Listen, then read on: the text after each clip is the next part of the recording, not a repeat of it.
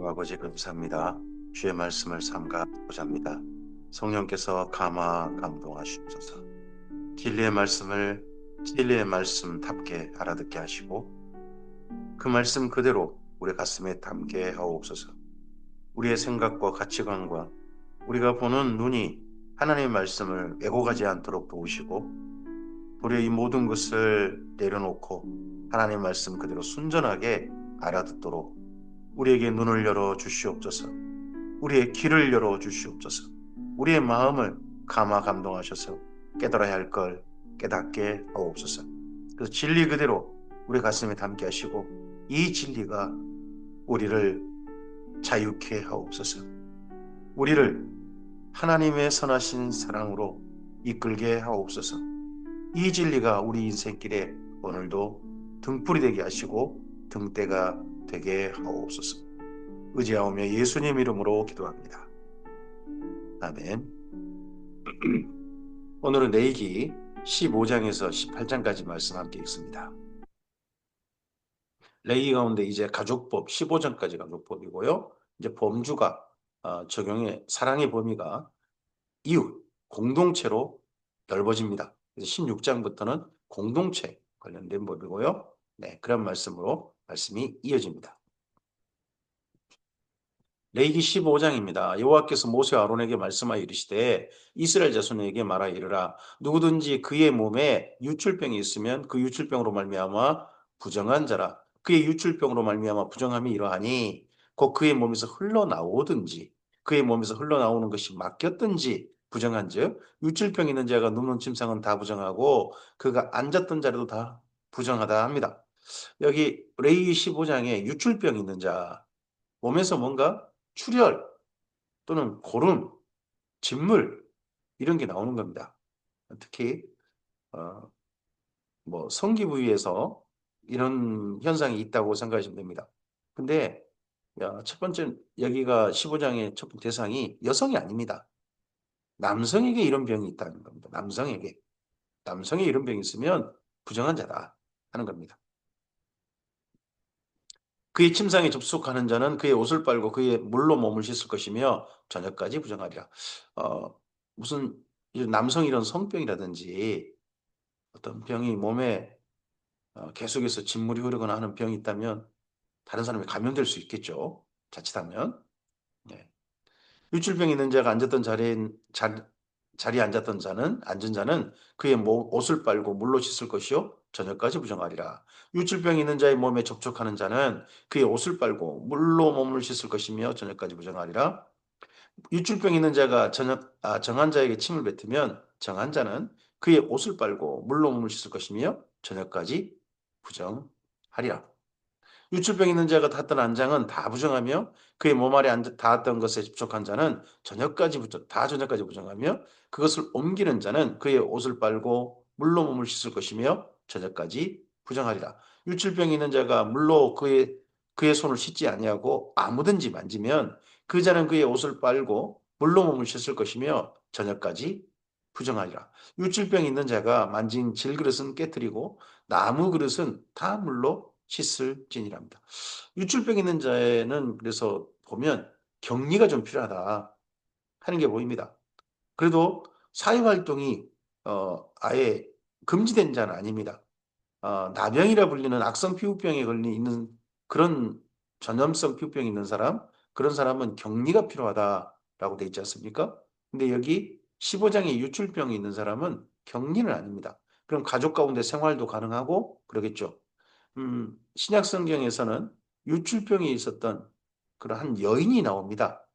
그런 여인의 경우죠. 근데 그 여인도 그러면 가족 속의 생활은 가능했겠다 싶죠. 유출병이 있는 자는 그의 유출이 깨끗해지거든 그가 정결하게 되기 위하여 이레를 센 후에 옷을 빨고 흐르는 물에 그의 몸을 씻을 것이라. 그러면 그가 정하리니 여덟째 날에 산 비둘기 2마리나 집 비둘기 새끼 2마리를 자기를 위하여 가져다가 회막문 여호와 앞으로 가져가서 여호와 제사장에게 줄 것이요 제사장은 그 한 마리는 속죄제로 다른 한 마리는 번제로 드려 그의 유출병으로 말미암아 여호와 앞에 속죄할지니라. 지금 여기 첫 번째는 전부 다 남성을 대상으로 한다는 거 기억하시고 읽으시기 바랍니다. 설정한 자는 전신을 물로 씻을 것이며 저녁까지 부정하리라. 정수가 묻은 모든 옷과 가죽은 물에 빨 것이며 저녁까지 부정하리라. 여기 설정은 남성의 이제 부부관계 이러할 때 그런 현상이죠. 그런 것도 여기 남성형입니다. 설정한 자 할 때 남성형. 남녀가 동치마에 설정하였거든. 둘 다 물로 몸을 씻을 것이며 저녁까지 부정하리라. 그리고 어떤 여인이 유출을 하되 이제 여성형입니다. 여성이 어떤 여인이 유출하되 그의 몸에 그의 유출이 피면 이래 동안 불결하니 그를 만지는 자마다 저녁까지 부정할 것이요. 유출이 피. 만약에 이게 몸에서 뭔가 흘러나오는 거죠. 흘러나오는 게 7일. 그의 유출이 피이면 7일 동안. 그럼 보통 이건 생리현상도 포함되는 거라고 좀 볼 수 있습니다. 그가 불결할 동안에는 그가 누웠던 자리도 다 부정하며 그가 앉았던 자리도 다 부정한즉 그의 침상을 만지는 자는 다 그의 옷을 빨고 물로 몸을 씻을 것이요 저녁까지 부정할 것이며 그가 앉은 자리를 만지는 자도 다 그들의 옷을 빨고 물로 몸을 씻을 것이요 저녁까지 부정할 것이며 그 침상 위에나 그가 앉은 자리 위에 것을 만지는 자는 만지는 모든 자도 저녁까지 부정할 것이며 누구든지 이 여인과 동침하여 그 불결함에 전염되면 이래 동안 부정할 것이라 그가 놓는 침상은 다 부정하니라. 근데 이게 그의 여인의 불결함에 전염됐다 하는 그런 표현으로 봐서는 단순한 생리현상은 아닌 것 같습니다. 생리현상보다는 다른 어떤 질병, 성병이라든지 그런 질병과 관련되어진 그런 유출이지 않나 싶습니다. 대부분은 포함은 하되 생리현상은 포함하되 대부분은 여기서 지금 현재 접촉하는 거에 대해서 심각하게 좀 따지고 있는 부분들은 그런 부분도 어떤 성병이라든지 그런 질병에 관련된 유출 그런 것이지 않나 싶습니다. 만일 여인의 피해 유출이 그의 불결기가 아닌데도 불결기 그럼 이건 그 여성의 생리를 말한 거잖아요. 여러 날이 간다든지 또 그 유출이 그 불결기를 지나도 계속되면 그 부정을 유출하는 모든 날 동안에는 그 불결한 때와 같이 부정한즉 그의 유출이 있는 모든 날 동안에 그가 눕는 침상은 그에게 불결한 때 침상과 같고 그가 앉은 모든 자리도 부정함이 불결할 때의 부정함과 같으니 정상적인 생리가 아니고 여성이 계속해서 피가 나온다든지 피해 유출이 있다든지 뭐 이러면 이건 다른 현상으로도 생각해야 한다는 거죠. 질병으로 생각할 수도 있고 전염성 질병도 생각해 볼 수 있고 그것을 만 그것들을 만지는 자는 다 부정한즉 그의 옷을 빨고 물로 몸을 씻을 것이며 저녁까지 부정할 것이요 그의 유출이 그치면 이레를 센 후에야 정하리니 남자에게도 유출이 그치면 이레 동안 지켜보는 거 여성에게도 이레 동안 지켜보는 게 있습니다. 그는 여덟째 날에 산비둘기 두 마리나 집비둘기 새끼 두 마리를 자기를 위하여 가져다가 회막문 앞 제사장에게로 가져갈 것이요 제사장은 그 한 마리는 속죄제로 다른 한 마리는 번제로 드려 유출로 부정한 여인을 위하여 여호와 앞에서 속죄할지니라. 아, 유출 질병에 걸렸다든지 이거 질병에 걸린 경우를 만을 두고 한 말이냐 아니면 생리 현상을 가진 여성도 생리 후에는 이렇게 정결 제사를 드려야 된다. 속죄 제사를 드려야 된다. 하는 걸로 돼 있느냐에 따라서 약간 좀 읽기가 다를 것 같습니다만 생리현상까지 포함된다면 신약 성경에 여인이 해산함으로 말미암아 구원함을 얻는다 그러거든요. 그렇게 표현합니다. 여성의 이런 생리 현상도 여인의 해산과 관련된 현상으로 이해하는 거고 구원함을 받는단 말은 하나님과 이스라엘 민족이 만날 수 있는 사이가 됐다는 거거든요. 원래 신약 성경이나 구약 성경이나 하나님과 만남이 끊긴 사람을 죽었다라고 표현합니다. 근데 죽은 자가 살았다는 것은 하나님과 만남이 이어졌다. 생명이신 하나님과 관계가 다시 열려졌다. 만날 수 있는 사이가 됐다. 하는 게 신약의 구원함이거든요. 그래서 여성이 여기 해산함으로 말 구원함을 받는다 할 때 부정한 뭐 어떤 유출병, 몸에서 유출이 있는 그런 질병 그런 경우도 있지만 여성의 생리현상도 포함된다면 생리현상마저도 여인이 해산함으로 말미암아 구원함을 얻는다 하는 그런 부분에 포함될 수도 있다 하는 것을 염두에 둬야 될 것 같습니다. 너희는 이와 같이 이스라엘 자손이 그들의 부정에서 떠나게 하여 그들 가운데 있는 내 성막을 그들이 더럽히고 그들이 부정한 중에서 죽지 않도록 할지니라. 이 규례는 유출병 있는 자와 설정함으로 부정하게 된 자와 불결기를 하는 여인과 유출병 있는 남녀와 그리고 불결한 여인과 동침한 자에 대한 것이니라 합니다. 그래서 이렇게 유출병 있는 자는 적어도 회막 앞에 병이 있는 동안은 회막 앞에 나가지 못하는 어, 회막의 모임, 이스라엘 민족의 그 거룩한 모임, 이런 회중의 모임에도 못 나가는 다 질병이 나아야 또는 생리 현상이 뭐 그쳐야 나가는 그런 걸로 좀 이해할 수 있겠죠. 레위기 16장입니다. 여기서부터는 이제 범주가 말씀의 적용의 범위가 가정이 아닙니다. 11장부터 15장은 가족 속에서 행할 일들인데 16장부터는 넘어서 전체 공동체를 대상으로 합니다. 아론의 두 아들이 여호와 앞에 나아가다가 죽은 후에 여호와께서 모세에게 말씀하시니라. 아론의 두 아들이 죽은 때가 언제였습니까? 레위기 10장이었습니다. 10장 후에 11장부터 15장이 있었던 거죠. 그리고 16장 1절에 아론의 두 아들이 나아가다 죽은 후에 이에 대해서 공동체는 어떻게 됐냐? 제사장들이 이렇게 죄를 범하고 했습니다. 이스라엘 민족 전체에 누를 끼쳤다는 거죠. 앞서 속죄제도 제사장이 속죄의 경우가 있었죠. 여기도 이제 그런 경우가 됩니다. 여호와께서 모세에게 이르시되 내 형 아론에게 이르라. 성소에 휘장한 법궤의 속죄소 앞에 아무 때나 들어오지 말라. 그리하여 죽지 않도록 하라. 이는 내가 구름 가운데 속죄소 위에 나타납니다. 그러면 아론의 두 아들 나답과 아비후가 다른 불을 가져가서 드렸고 뿐만 아니라 다른 불 가지고 들이다가 지성소 안도 원래 성소에만 성소에 분향단이 있잖아요. 성소에가 황금제단 있습니다. 근데 거기서 지성소까지 끼웃거렸다는 소리냐 하는 걸로 좀 이해해 볼 수 있습니다. 그렇지 않습니까? 아무 때나 그래서 죽지 않도록 하라.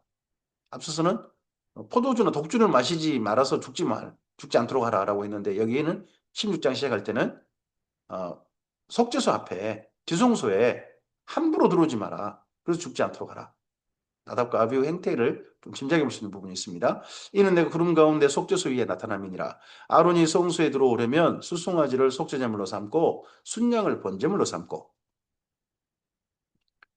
거룩한 세마포 속옷을 입으며 세마포 속바지를 몸에 입고 세마포 띠를 띠며 세마포 관을 쓸진 이것들은 거룩한 옷이라 물로 그의 몸을 씻고 입을 것이며 이스라엘 자손의 해중에서 속죄제물을 삼기 위하여 순염소 두 마리와 번제물로 삼기 위하여 순양 한 마리를 가져갈지니라. 아론은 자기를 위한 속죄제에 수송아지를 들이되 자기와 집안을 위하여 속죄하고 또 두 염소를 가지고 회막문 여호와 앞에 두고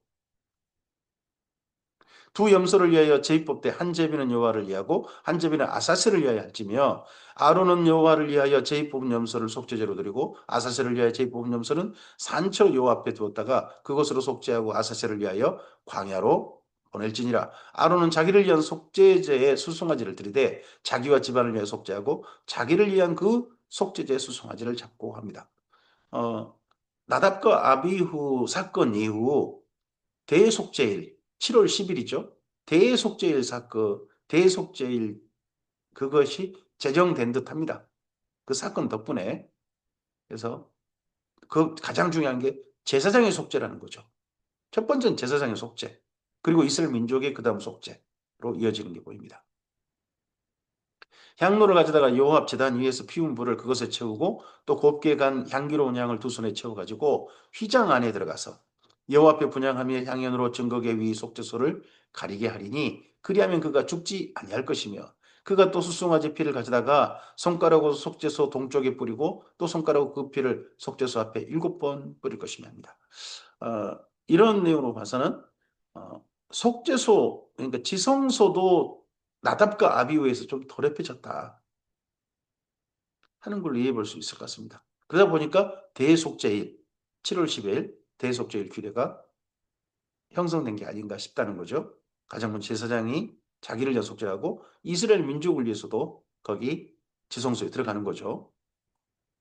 또 백성을 위한 속죄소 염소를 잡아 그 피를 가지고 휘장 안에 들어가서 그 수송아지 피로 행함같이 그 피로 행하여 속죄소 위와 속죄소 앞에 뿌릴지니 곧 이스라엘 자손의 부정과 그들이 범한 모든 죄로 말미암아 지성소를 위하여 속죄하고 또 그들의 부정한 중에 있는 해막을 위하여 그와 같이 할 것이요 그는 여호와 앞 제단으로 나와서 그것을 위하여 속죄할지니 곧 그 수송아지의 피와 염소의 피를 가져다가 제단 기퉁이 뿔들에 바르고 또 손가락으로 그 피를 그 위에 7번 뿌려 이스라엘 자손의 부정에서 제단을 성결하게 할 것이요 그가 지성소에 속죄로 들어가서 자기와 그의 집안과 이스라엘 온 회중을 위하여 속죄하고 나오기까지는 누구든지 해막에 있지 못할 것이며 그 지성소와 해막과 제단을 위하여 속죄하기를 마친 후에 살아있는 염소를 드리랍니다.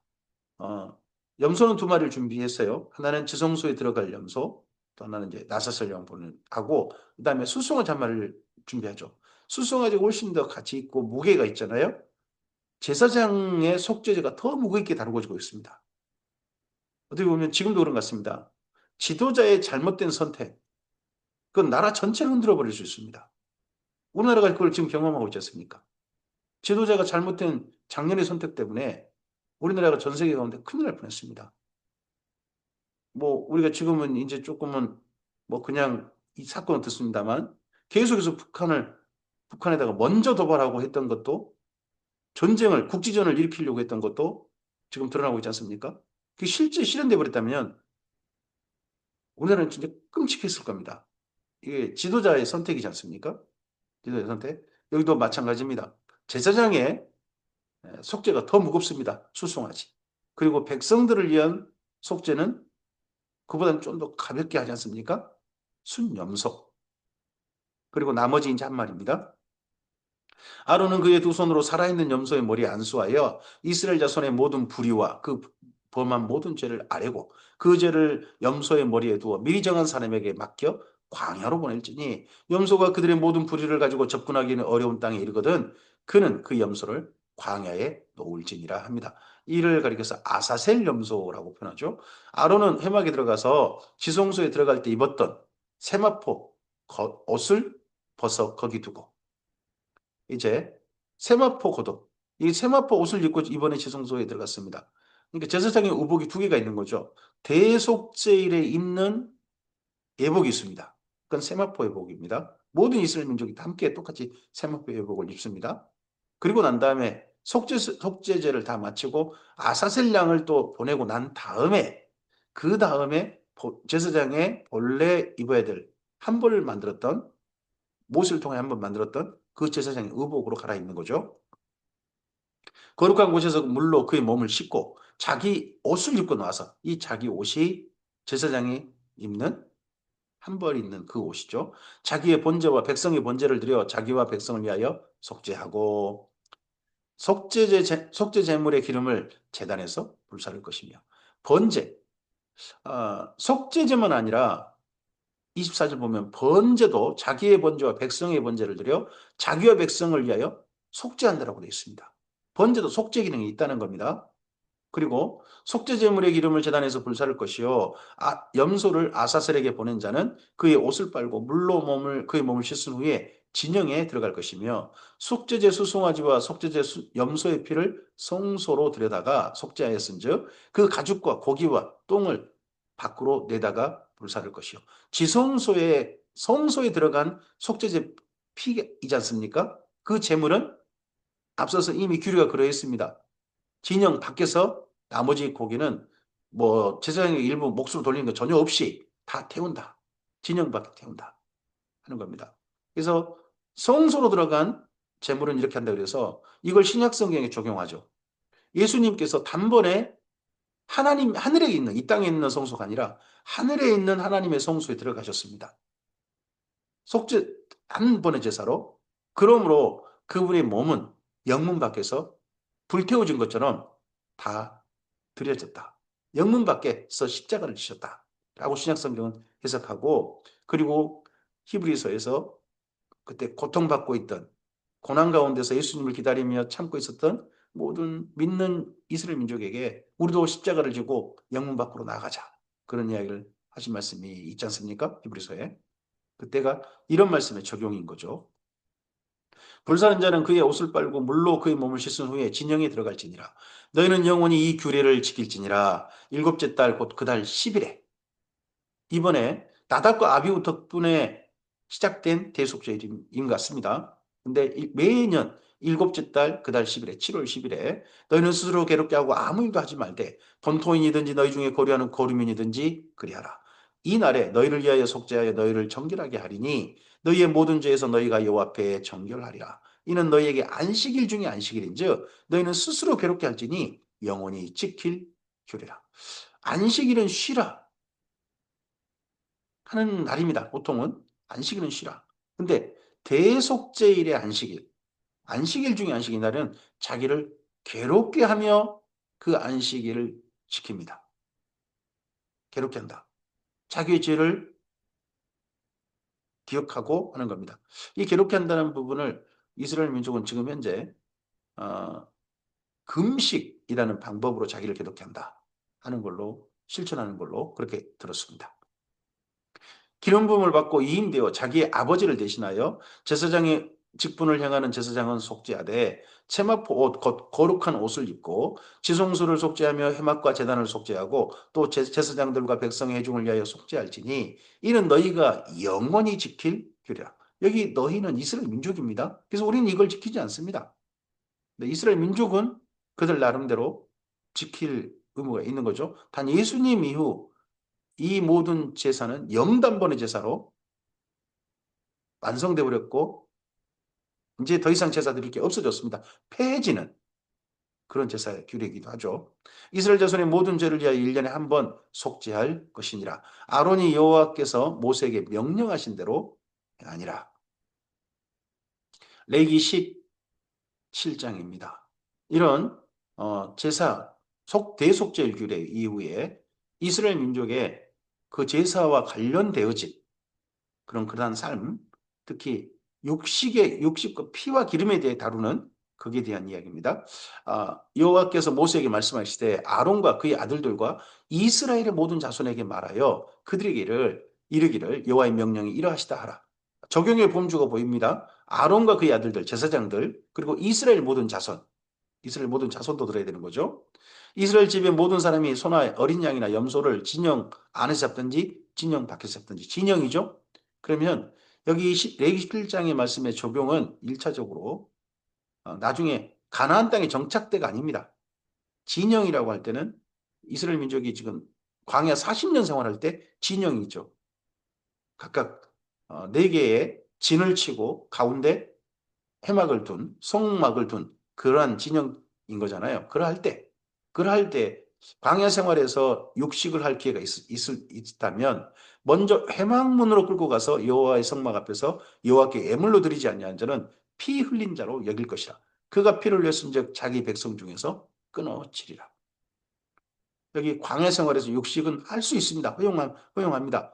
반드시 해막 앞에 와서 하나님께 예물로 드리고 육식을 하도록 그렇게 40년 동안 훈련받은 겁니다. 그런즉 이스라엘 자손이 들에서 잡던 그들의 재물을 회막문 여호와께로 끌어가서 제사장에게 주 화목제로 여호와께 드려야 할 것이요. 제사장은 그 피를 회막문 여호와의 제단에 뿌리고 그 기름을 불살라 여호와께 향기로운 냄새가 되게 할 것이라. 피와 기름은 하나님께 바쳤습니다.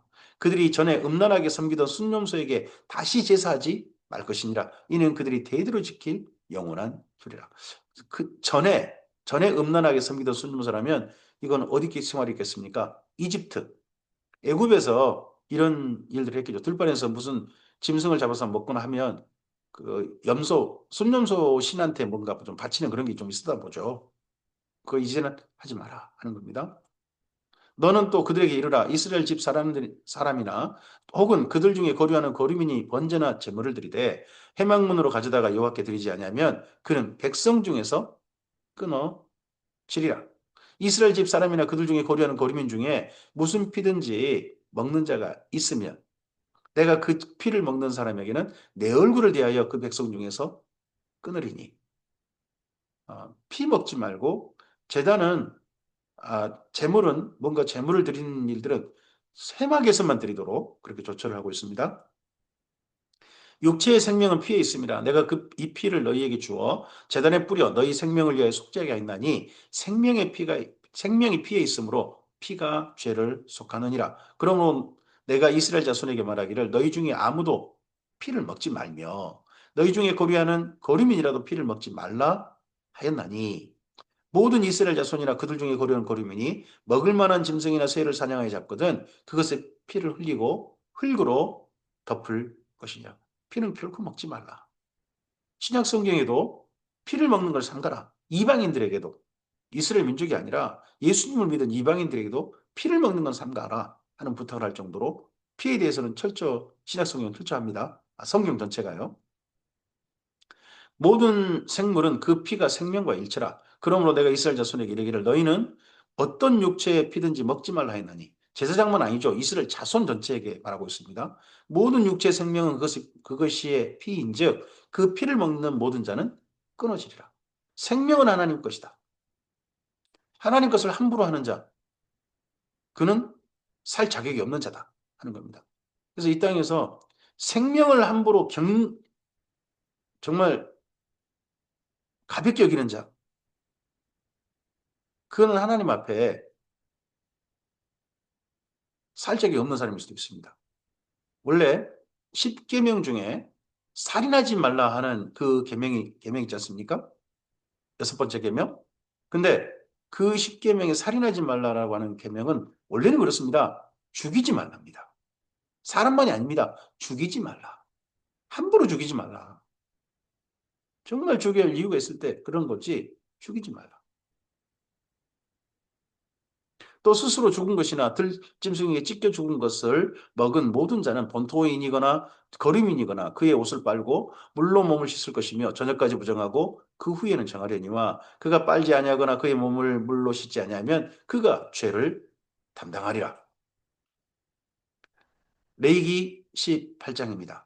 자, 16장에서 대속죄일 그리고 17장에서 짐승, 육식하되 하나님을 늘 기억하고 그 육식이 도리 하나님께 어떻게 보면 예물이 되도록 그렇게 하는 그런 것들이 있었습니다. 그리고 이제 18장입니다. 18장은 성윤리입니다. 여호와께서 모세에게 말씀하실 때 너는 이스라엘 자손에게 이르라 나는 여호와 너희의 하나님이라. 너희는 너희가 거주하던 애굽 땅의 풍속을 따르지 말며 내가 너희를 인도할 가나안 땅의 풍속과 규례도 행하지 말고. 이스라엘 민족은 밖의 풍속을 철저하게 배격해야 됩니다. 첫째는 예전에 그들이 살았던 애굽 땅의 풍속, 가나안 땅에 가져가서는 안 됩니다. 그리고 가나안 일곱 족속이 행하고 있는 풍속, 그것도 결코 받아들이지 말아야 되는 거죠. 대신에 너희는 내 법도를 따르며 내 규례들을 지켜 그대로 행하라. 나는 너희 하나님 여호와니라. 너희는 내 규례와 법도를 지키라. 사람이 이를 행하면 그로 말미암아 살리라. 나는 여호와니라. 하나님께서 강조하고 계십니다. 하나님의 법도를 따르라. 다른 사람의 법도가 하나님의 법도를 따르라. 오늘 우리도 마찬가지 아니겠습니까? 하나님의 법도를 따르는 사람들이 되지 않겠습니까? 대한민국 국민으로서 대한민국의 법을 지키는 건 마땅하죠. 근데 대한민국 법보다 사실은 하나님의 사람들이라면 그 법보다 더해야 됩니다.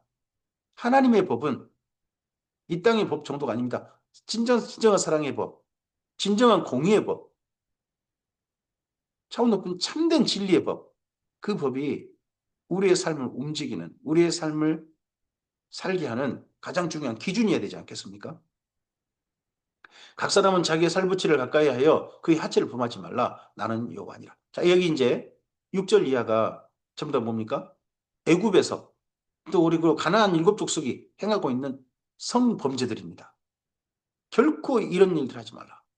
내 어머니의 하체는 곧 내 아버지의 하체이니 너는 죄를 범하지 말라. 그는 내 어머니인즉 너는 그의 하체를 범하지 말지니라. 너는 내 아버지의 아내의 하체를 범하지 말라. 이는 내 아버지의 하체니라. 너는 내 자매 곧 내 아버지의 딸이나 내 어머니의 딸이나 집에서 다른 곳에 출생하였음을 막론하고 그들의 하체를 범하지 말라. 근친상간 결코 하지 말라. 그럼 근친상간이 거기 이집트라든지 가나안 일곱 족속에게는 그냥 일반적이었다는 거겠죠.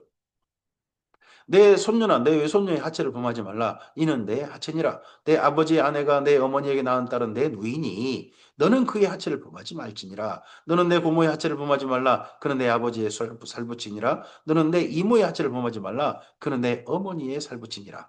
너는 내 아버지 형제의 아내를 가까이 하여 그의 하체를 범하지 말라. 그는 내 숙모니라. 너는 내 며느리의 하체를 범하지 말라. 그는 내 아들의 아내이니 그의 하체를 범하지 말지니라. 너는 내 형제의 아내의 하체를 범하지 말라. 이는 내 형제의 하체니라. 너는 여인과 그 여인의 딸의 하체를 아울러 범하지 말며 또 그 여인의 손녀나 외손녀를 아울러 데려다가 그의 하체를 범하지 말라. 그들은 그의 살부치니 이는 악행이랍니다. 자, 여기 전부 다 레위기 18장 6절부터 여기 17절까지 전부 다 행해야 될 주체가 누굽니까? 여성이 아닙니다. 남자들입니다. 이슬람 민족은 남자들이 이런 법을 지켜야 한다는 겁니다.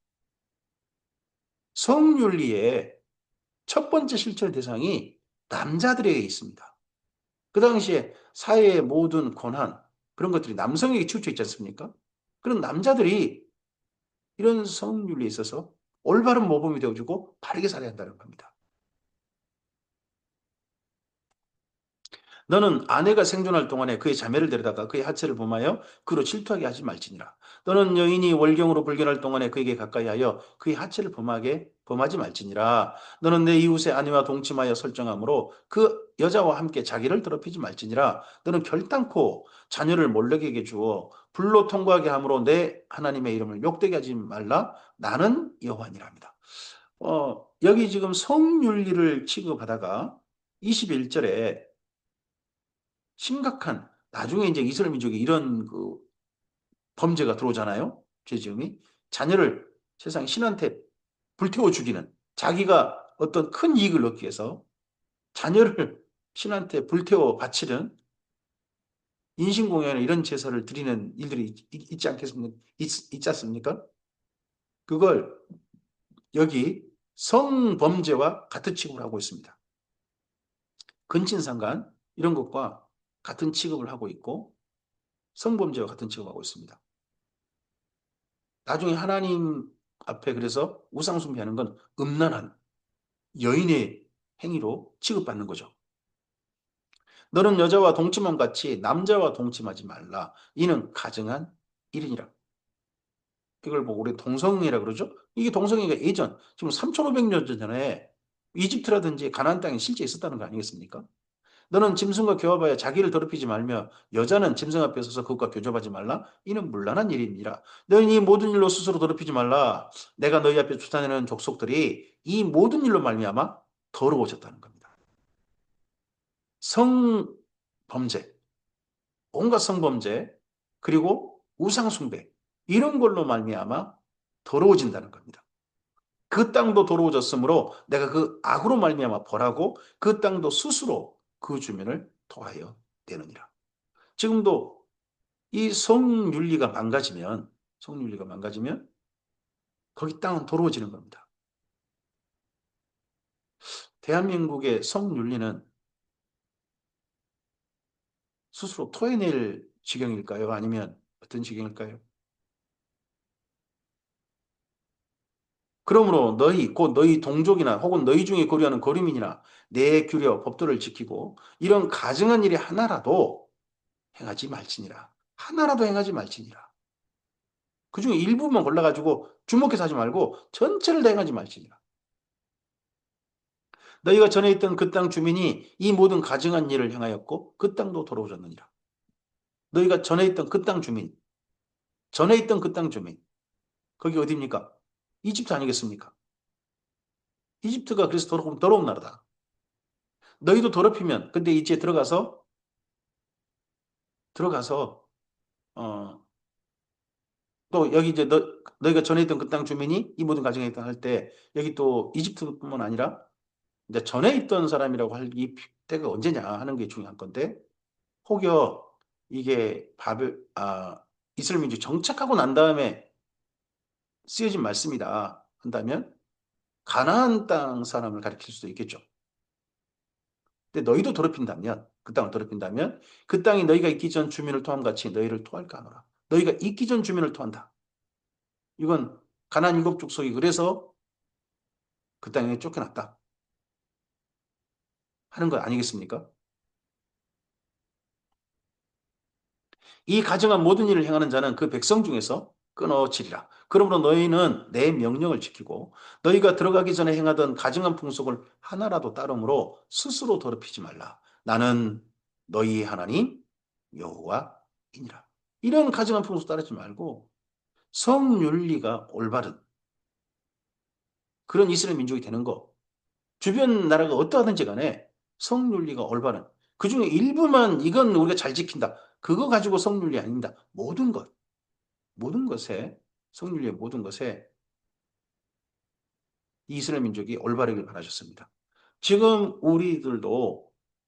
우리들에게도 하나님께서는 여전히 이에 대해서는 같은 요구지 않으시겠습니까? 그중에 일부 동성애 반대한다고 봅니다. 근데 동성애만 반대입니까? 나머지 성범죄들도 다 반대해야 되는 겁니다. 근데 교회에서 나머지 성범죄에 대해서 뭔 이야기 합니까? 다 반대하죠. 그런 거에 대해서도 하지 않아야 된다. 해야 되고 그런 모든 성윤리가 깨끗한 나라, 거룩한 민족, 거룩한 교회 바로 그것이 주께서 원하시는 모습이겠죠. 오늘 여기까지 말씀입니다. 이제 가족 사이에서 행할 일들, 지켜야 할 가족 사랑, 거기에 넘어서 이제 이웃 사랑, 공동체 사랑의 범주로 넘어갑니다. 하나님과 올바른 관계, 대속죄가 있었습니다. 그리고 재물 관리 있었죠. 그리고 이제 이웃들, 공동체 사이에 서로 간에 건강한, 거룩한 이제 성윤리 문제로 넘어가고 있습니다. 오늘 우리의 삶에 있어서 하나님께서 하나님의 거룩한 백성답게 우리를 주님 택한 백성답게 이 땅 가운데 하나님의 나라를 이루어가며 살라고 하십니다. 그럴 때 하나님과의 올바른 관계, 하나님 안에서 거룩한 관계, 그것이 우리의 삶이었으면 좋겠습니다. 하나님께서 기쁘게 받으실 만한 살아있는 산 제사를 드리는 우리의 삶이었으면 좋겠습니다. 그러한 가운데 또 사람과 사람 사이에 성윤리를 비롯한 아름다운 건강한 거룩한 삶을 우리의 삶으로 죽게 드리는 오늘이었으면 좋겠습니다. 주의 선하신 사랑이 주의 말씀을 따라 순종하고자 하는 우리 인생의 길을 걷고자 하는 우리들에게 오늘도 가득히 임하시기를 소원합니다. 감사합니다.